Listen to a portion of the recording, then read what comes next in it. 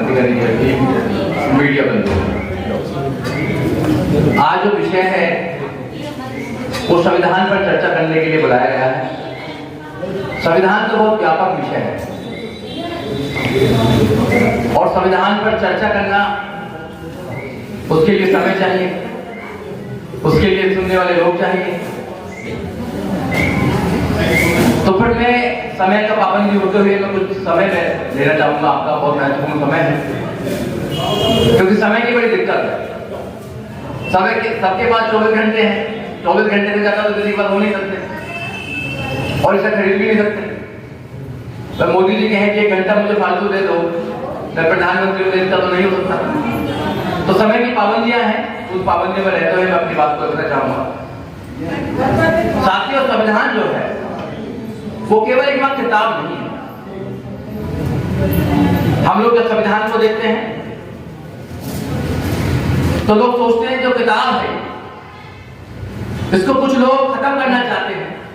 वो केवल एक किताब नहीं है, वो हजारों सालों का संघर्ष है। वो हजारों सालों के संघर्ष का निष्कर्ष है। जो हमारे महापुरुषों ने संघर्ष किया, चाहे एजुकेशन का संघर्ष हो, चाहे इंसान को इंसान बनाने का संघर्ष हो, चाहे अधिकारों का संघर्ष हो, बाबा साहब डॉक्टर अम्बेडकर ने उस संघर्ष की लड़ाई लड़कर, उस संघर्ष से जीतकर आपको एक लिखित दस्तावेज दे दिया कि आज तुम्हारे पास अधिकार है, आप अपने अधिकारों को ले सकते हैं। कुछ लोग इस संविधान को खत्म करना चाहते हैं।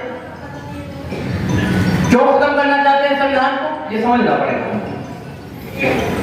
क्योंकि संविधान आपको सशक्त बनाता है, आपको शक्तिशाली बनाता है। संविधान आपको राजा बनाने का रास्ता देता है। और गुलाम लोग राजा बनने लगे, गुलाम लोग IAS, PCS, doctor, engineer, professor, जज, वकील बनने लगे, तो पेट में दर्द तो होना ही होना। गुलाम लोग कोट पैंट पहनने लगे, तो भाई कुछ लोगों को तो पसंद नहीं, तो संविधान को खत्म करना चाहते। 2017 में उनके मिनिस्टर अनंत कुमार हेगड़े, ऐसा नहीं कोई आदमी बोल रहा है, सरकार के लोग बोल रहे हैं, we are here to change the constitution of India. हम भारत के संविधान को बदलने के लिए यहाँ पर आए हैं। वो लोग कहते हैं कि भारत के संविधान को बदलना चाहते हैं। एक किताब के पीछे पड़े हुए हैं वो समझना पड़ेगा कि भारत के संविधान को बदलना क्यों चाहते हैं। ऐसा भारत के संविधान में क्या है जिसको बदलना चाहते हैं? भारत के संविधान में आपकी आजादी है, भारत के संविधान में गारंटी है आपको इंसान बनाए रखेगा, भारत के संविधान में आपके आने वाली जनरेशन की गारंटी है कि वो यहाँ इंसान की तरह जिएंगे। जिस इंसान को लोगों ने अछूत बनाया,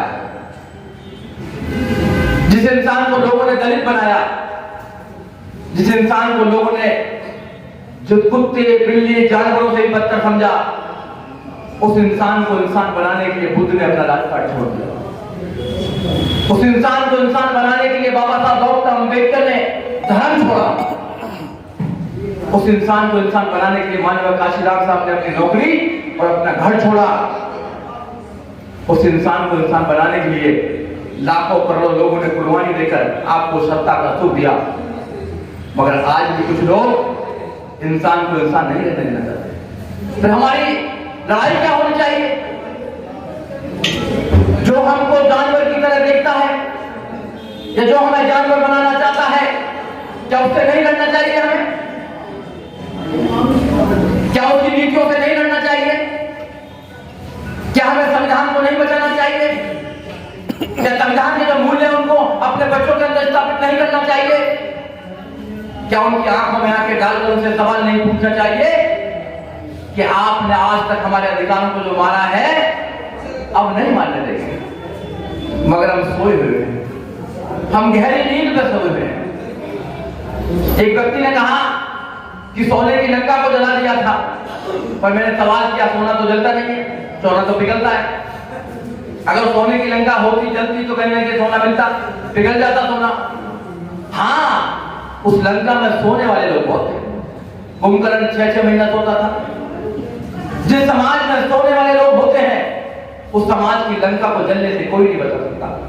इसलिए उठिए, केवल सोना बिस्तर पर सोना नहीं होता है, जो सब कुछ जानते हुए भी इंतजार कर रहे हैं कि बाबा साहब डॉक्टर नाम आएंगे, अम्बेडकर आएंगे, सब कुछ जानते हुए इंतजार कर रहे हैं कि मानव काशीराम साहब दोबारा आएंगे। ये पॉसिबल नहीं है। आप लोगों को जगना पड़ेगा, आप लोगों को उठना पड़ेगा और अपनी भूमिका निश्चित करनी पड़ेगी समाज के अंदर। एक व्यक्ति बाबा साहब डॉक्टर अम्बेडकर अपने जीवन में हजारों सालों की गुलामी को काट देते हैं। मानव काशीराम साहब राजनीति की दिशा को बदल देते हैं और हम लोग सोचते हैं कि कुछ नहीं कर सकते हैं हम लोग। केवल हमारे अंदर जज्बा चाहिए, केवल हमारे अंदर बाबा साहब डॉक्टर अम्बेडकर की विचारधारा चाहिए। हम बाबा साहब डॉक्टर अम्बेडकर को मतलब से मानते हैं। बाबा साहब डॉक्टर अम्बेडकर को मतलब से मानते हैं कुछ लोग। जब बाबा साहब डॉक्टर अम्बेडकर की रिजर्वेशन की बात आती है तो हम अम्बेडकरवादी हैं, अम्बेडकरवादी हैं, और घरों में जाकर देखिए पता लग जाएगा कि अम्बेडकरवादी है। किस मीडियम स्कूल में पढ़ते हैं, हमारे कितने चंद बच्चे पढ़ते हैं, चंद बच्चे। गांव में जाकर देखिए कितना बुरा हाल है।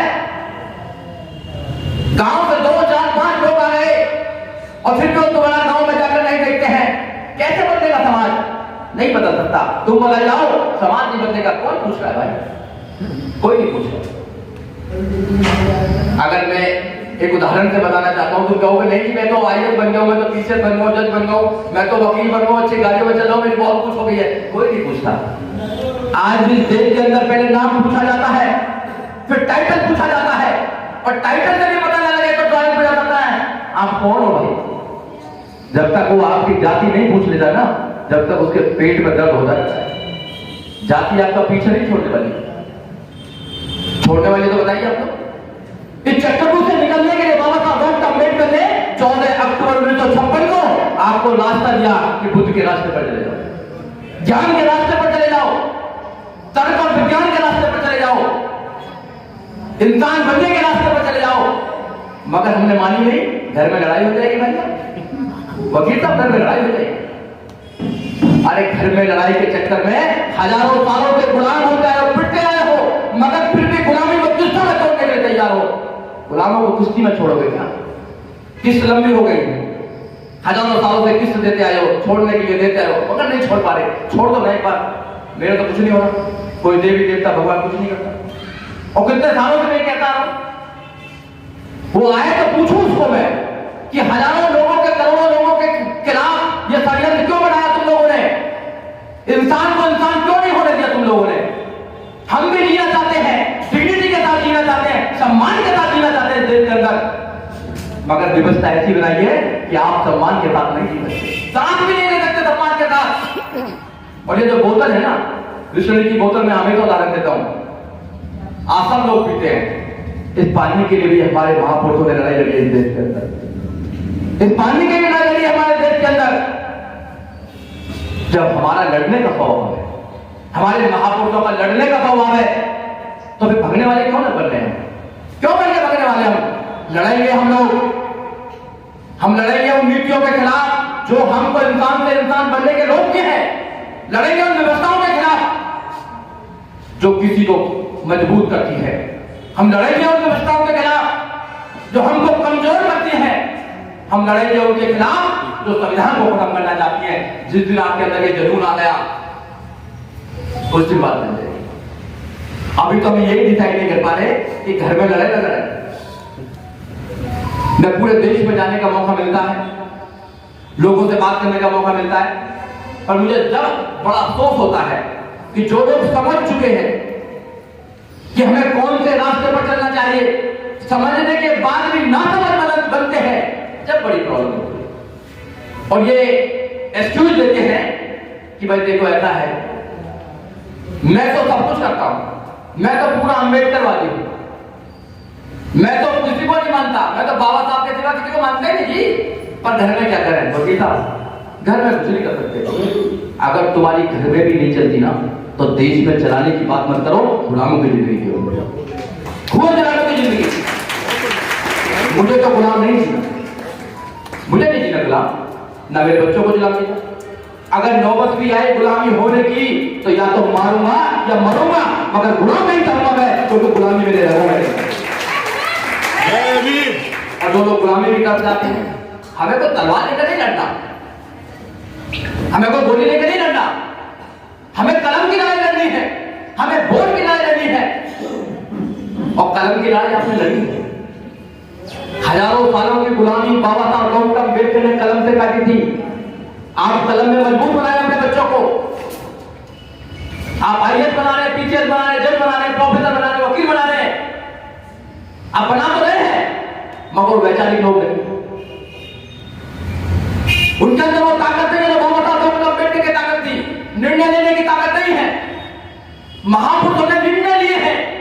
बुद्ध के सामने रास्ता था कि मैं राज को छोड़ूं या ना छोड़ूं, बुद्ध ने छोड़ दिया रास्ता। बाबा साहब डॉक्टर अम्बेडकर के पास में रास्ता था कि मैं विदेश में जाकर अच्छी जिंदगी जीऊं या मैं भारत में जाऊं। बाबा साहब डॉक्टर अम्बेडकर ने निर्णय लिया।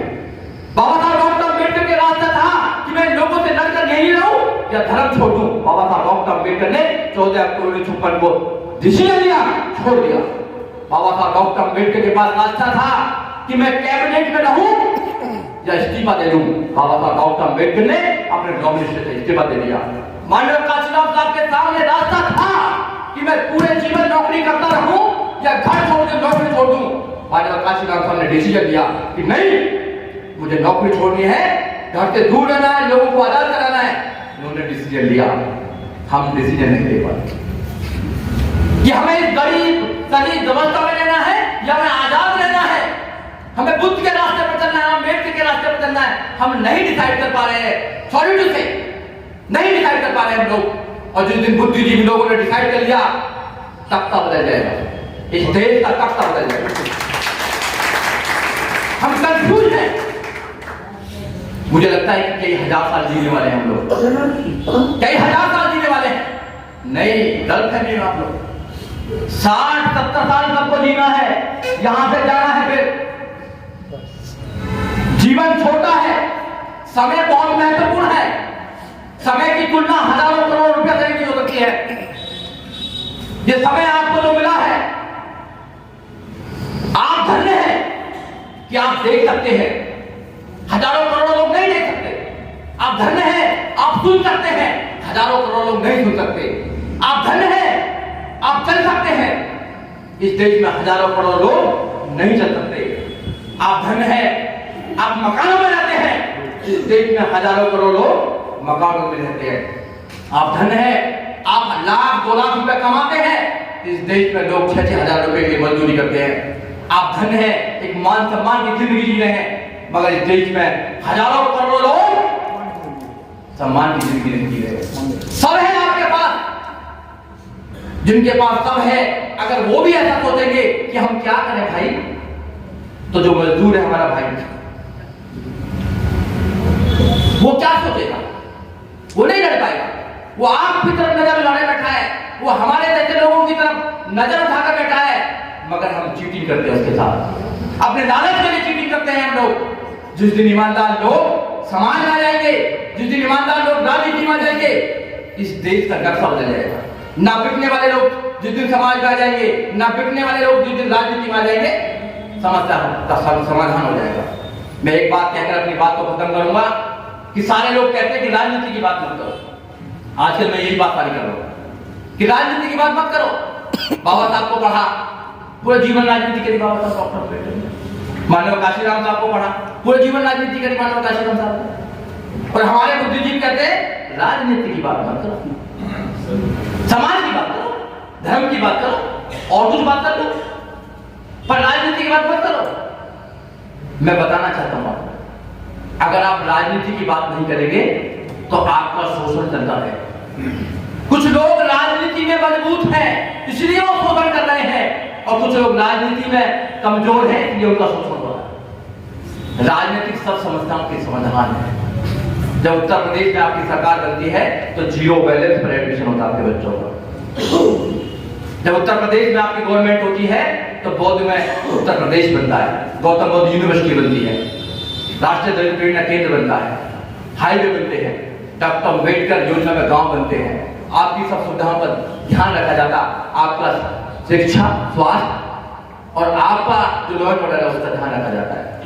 किसी की औकात नहीं कि आपकी तरफ उंगली भी उठा सकता था। ये राजनीति में कारण है।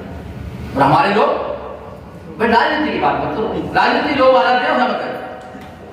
मैं तो ये बताना चाहता हूँ लोगों को कि अगर राजनीति इतनी बुरी होती, मैं 2 एग्जाम्पल देकर अपनी बात खत्म करूंगा। राजनीति अगर इतनी बुरी होती तो जिनकी दादी को 30 गोली मारी, जिनके पिताजी को बम में तोड़ा दिया गया, अब उनको जिद है, कि बनना तो प्रधानमंत्री बनना, नहीं कुछ बनना नहीं राहुल गांधी। अगर बनना है तो देश का प्रधानमंत्री बनना, कुछ नहीं बनना। अरे उनको तो डर के भाग जाना चाहिए था, नंदलाल में चला जाना चाहिए दिल्ली में, वहां कुछ बिजनेस कर लेते, कुछ और कुछ कर लेते। और जिद है उनको कि अगर बनना है तो मुझे देश का प्रधानमंत्री बनना। इतनी कुर्बानी होने के बाद, बाप की कुर्बानी होने के, दादी की कुर्बानी सब होने के बाद वो भी हुआ, प्रधानमंत्री बनना चाहता है आदमी, सब कुछ होने के बाद। और दूसरा एग्जाम्पल उत्तर प्रदेश की योगी बाबा जी बचपन से योग करते, भगवान के बहुत करीब है, क्या पता भगवान से मुलाकात भी हो जाए कुछ दिन रुकते थे। नहीं मुलाकात करनी मुझे भगवान से भाई, मुझे तो उत्तर प्रदेश का मुख्यमंत्री जो भगवान के बहुत करीब है, जो मठों में बैठे हुए हैं, जिनको सांसारिक चीजों से कोई लेना देना नहीं है, वो तो मुख्यमंत्री बन रहे हैं। और जिनको राजनीति से लेना देना होना चाहिए, जिनके बुजुर्ग बता के गए कि राजनीति तुम्हारे उद्धार का एक बात हो सकता है, वो राजनीति की बात नहीं करना चाहते। तो या तो बाबा साहब को आपने नहीं पढ़ा या आप समझ नहीं पाए बाबा साहब। अगर आप डायरेक्ट राजनीति नहीं करना चाहते, अगर डायरेक्ट राजनीति नहीं करना चाहते, कोई बात नहीं, बहुत प्रॉब्लम है, आप सरकार के लोग हैं, सरकार में रहते हैं, आप इनडायरेक्ट भी लोगों को सपोर्ट कर सकते हैं, आप माहौल बना सकते हैं। आपके घर में क्या चर्चा होती है वो सुनने नहीं आ रहा, पर आप चर्चा नहीं करना चाहते क्योंकि आपका विषय नहीं है, आप वो नहीं मानते। एक बात को, आपका विषय कुछ और है, आपकी प्रायोरिटी कुछ और है। आपकी प्रायोरिटी है बड़ी मुश्किल से तो गांव से निकल के आए, अच्छे मकान बड़ी मुश्किल से बनाया। आप इस वीडियो के बारे में अपनी राय अवश्य दें तथा वीडियो को लाइक, शेयर और कमेंट्स साथ चैनल को सब्सक्राइब करना न भूलें। धन्यवाद।